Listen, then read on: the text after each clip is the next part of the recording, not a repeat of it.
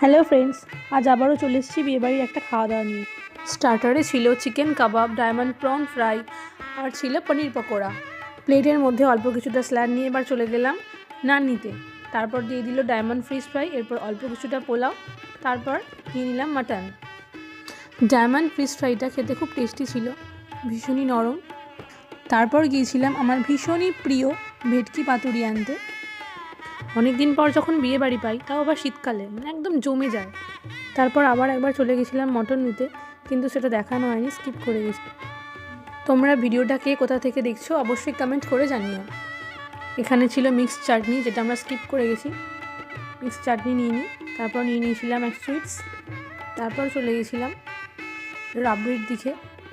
দুটোই খুব টেস্টি ছিল, ভীষণই সুন্দর। লাস্টে আমার ফেভারিট চকলেট আইসক্রিম নিয়ে নিলাম। এরকম খাওয়া দাওয়ার ভিডিও দেখার জন্য অবশ্যই সাবস্ক্রাইব করে দেবে।